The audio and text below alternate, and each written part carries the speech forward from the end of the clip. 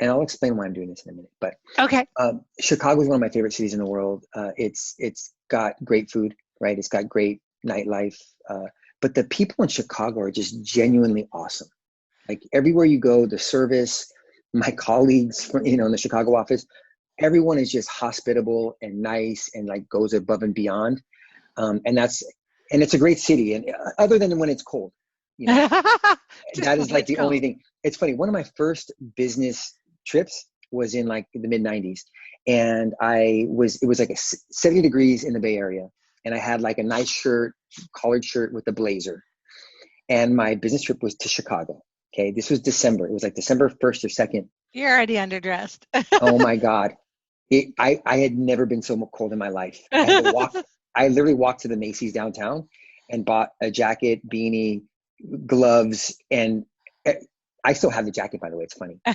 So that's my story about Chicago, which is, not a good one, I guess. But it's Midwest, so that's why everyone's so nice.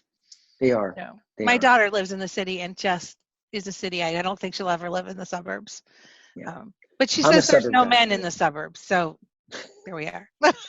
That's funny. So we met years ago, probably 2014, 2013 or 14. I think it must be 14. I'm trying to figure that out because when you came out to San Francisco to do the book thing at the Kempton with us when I I was remember. whatever Pearson was named at the time. And we had that beautiful wine room in the Kempton Hotel. It was so lovely. And it just was such a nice opportunity. It was just really Yeah. nice to meet you. Yeah. Likewise. Well, Pearson is the one. Well, Pearson published my book. I don't know if you knew that. Yes, So that's why you came out to be with us. exactly. So, but it wasn't Pearson. It was the sub Was it brand. It was Penguin? no. It was. I think it was. Oh, it was Q Okay, Publishing. yeah. Yeah. I don't even know if they're still around. They are, and they may still be part of that part of the Pearson family, or they went with to Penguin. I don't know. Okay. Okay. They got rid of their K-12 business Hmm. when we all got laid off for the 3 millionth time.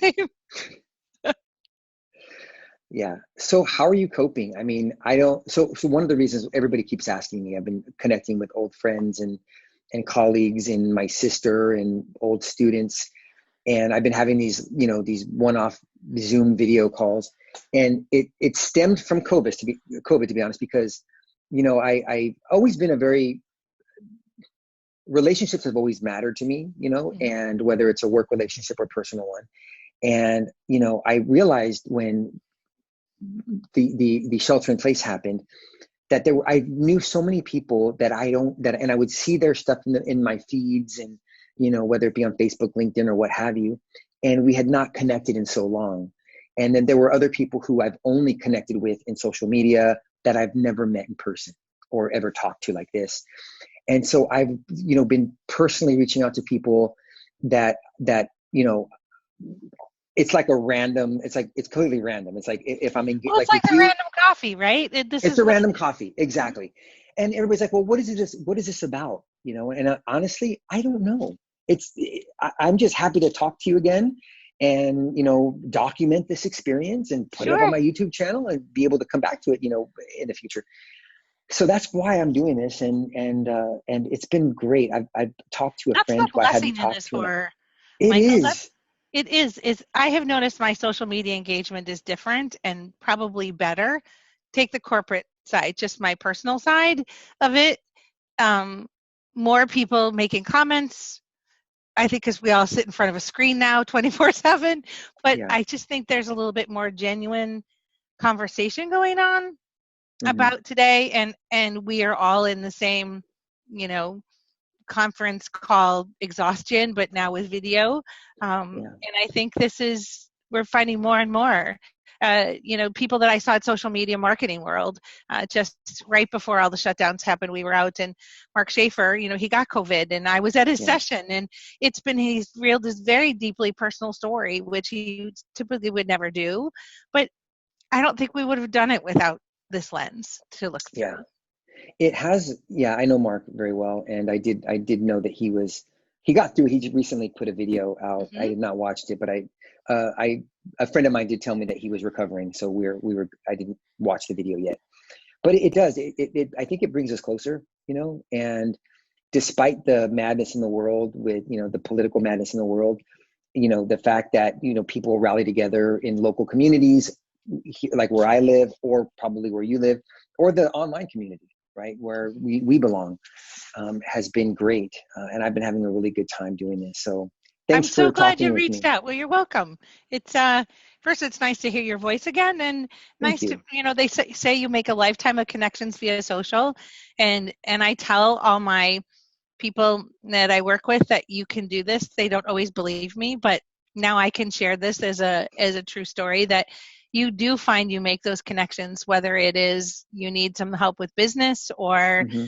just personal, or I reach out to my community all the time for help with social. So there's great advantages to the tools that we have in front of us. Yeah. I had went to when you and I were first planning to talk and have a conversation, I went to your LinkedIn profile. And so have you always been in education? Hmm. That's like your Yep. vibe. That's like your key. I mean, so with Pearson, was it K through 12, or was it?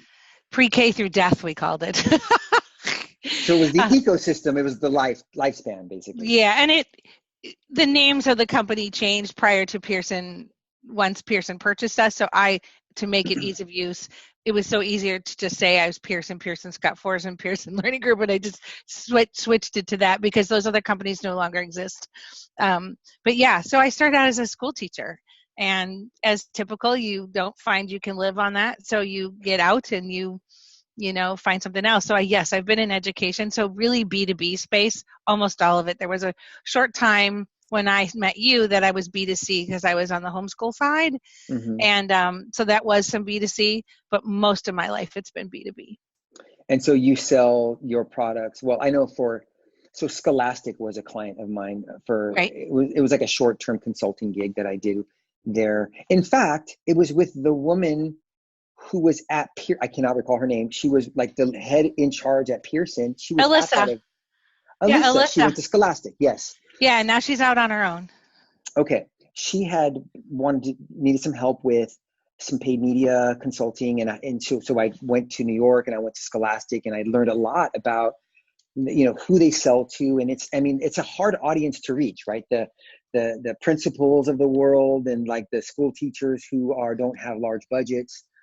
And I did this analysis for them. This was probably 3 years ago. I did an analysis for them on that audience. And I remember we had a hard time finding the audience, because I think more now they're more vocal now, and they're more like I can look up and find like teachers and principals and superintendents for public schools, private schools.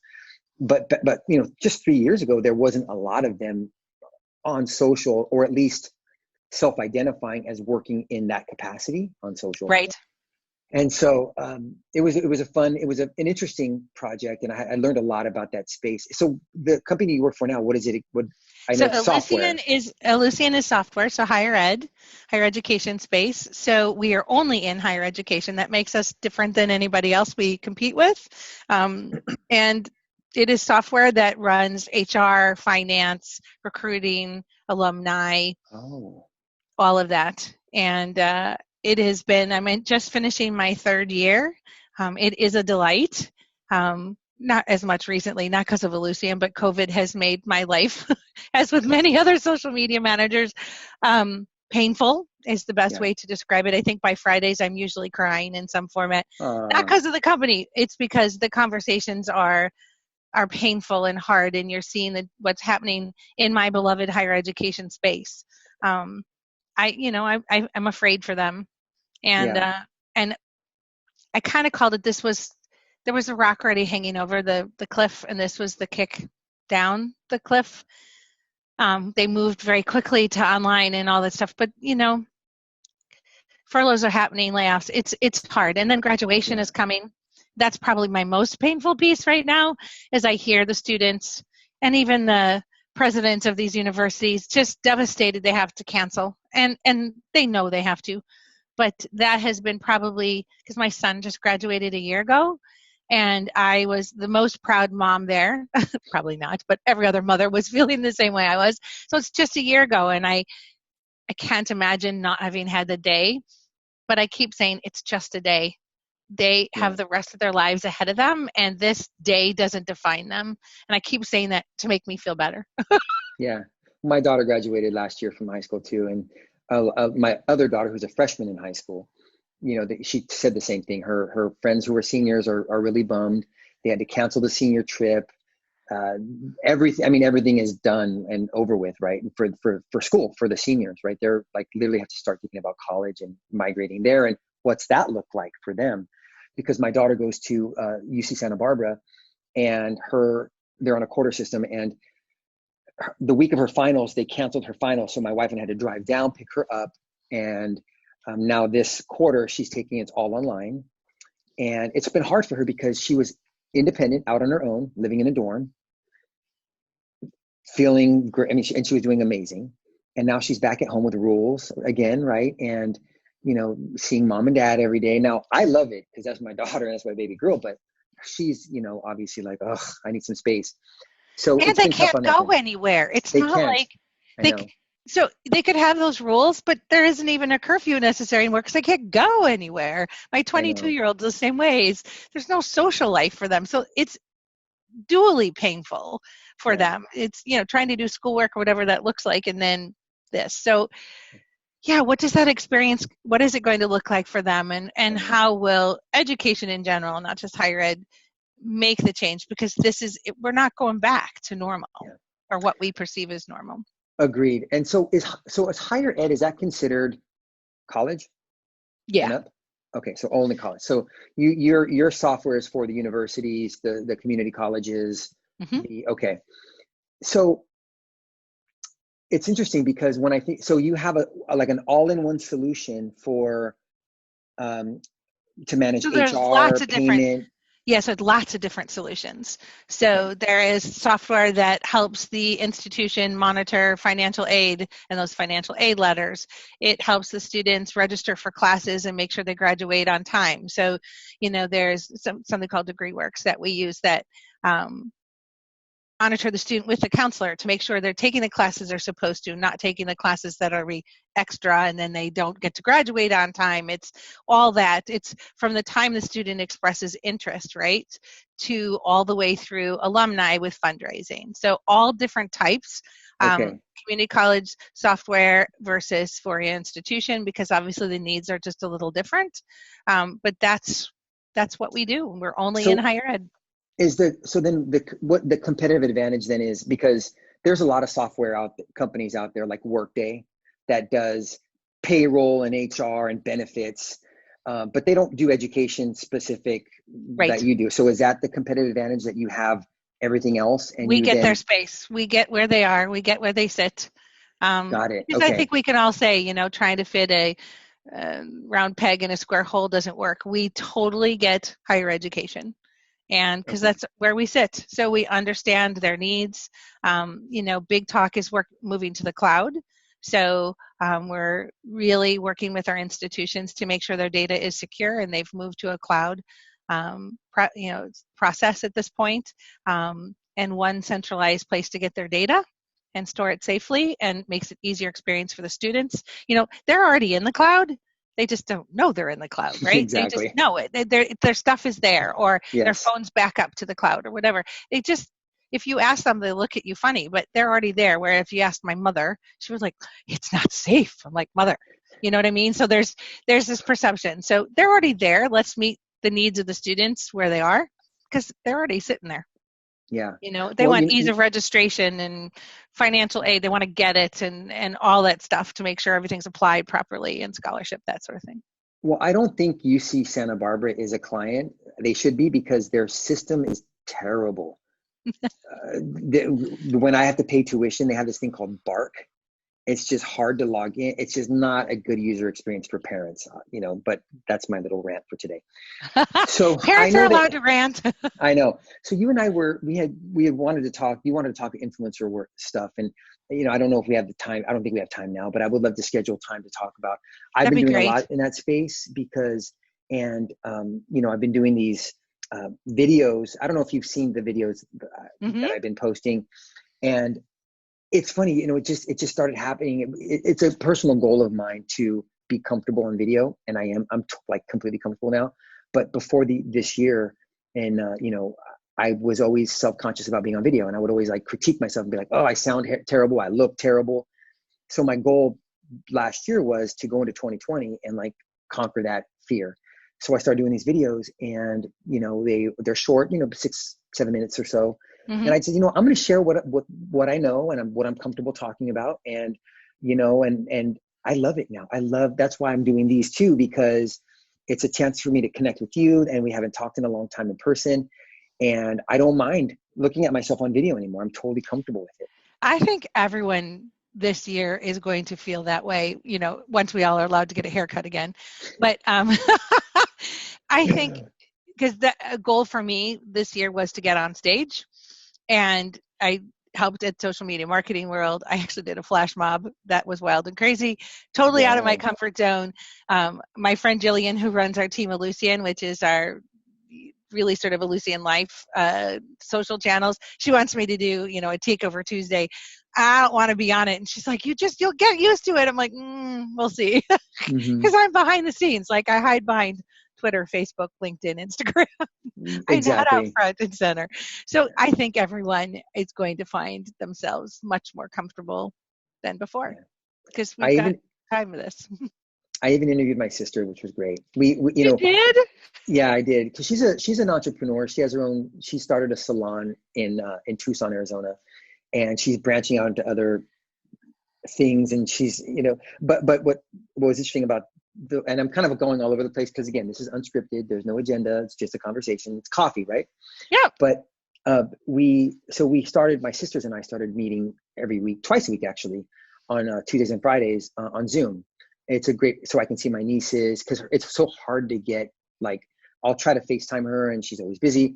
So anyway, we started these Zoom meetings, just the family, and then I interviewed her for this type of video, and it's been great, to connect. And thank you again. I would love to like get on your calendar and maybe put an hour aside and just That'd talk be about some great. of the B2B work, that influencer work in general, because I think the work that I do, I think is applicable to pretty much any industry, even consumer, influencer marketing. Slightly different, that's more about Right. TikTok and Snapchat and, pretty people and pretty products.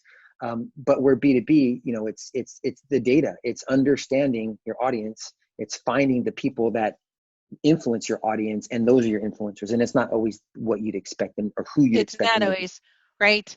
I work with a great group of influencers around our user conference. So we have an 8,000 person user conference always held in April. And these are customers only who come, and partners. We partner with other software companies who do things that we don't do, to help fill the gap. I'm going to call that, for lack of a better word. So chat bots or whatever it is Sure. that sort of thing. So we do partner with them, and they come, but it's an 8,000 person conference. We did obviously have to cancel this year, Yeah. but I do have a group of about 10 influencers who are active on social. And so they socialize their way through the conference. And they are such a wonderful group. This would have been my third year, so really sort of a great crash of disappointment on my part that I didn't get to see them. And they didn't get to, we were going to meet Jose Andreas, and Mindy Kaling was our closer. And, it would have been fun. They were just fabulous last year. They went extraordinarily, were fabulous to talk about the conference. And I don't tell them what to say. We take the good or the bad, and That's they can great. socialize. And they were really great.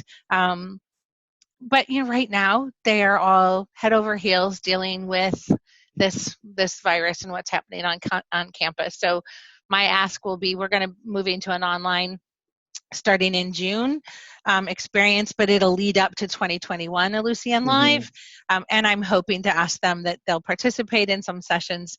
Obviously, it won't be the same, but we're really wanting to connect with our customers and have them share their best practices and their successes and hands-on and all the things that happen at eLive as best as we can, but do it in an online experience. Well, So, thank you again for your time today. I well, you're really welcome. Thank appreciate you. you. And let's chat, because I got to hear about Yeah. influencers. It's where I know I need to move to. It's just now I've got a little bit more bumps in the road. I'm going to stop recording and then Okay, let's look at calendars. great.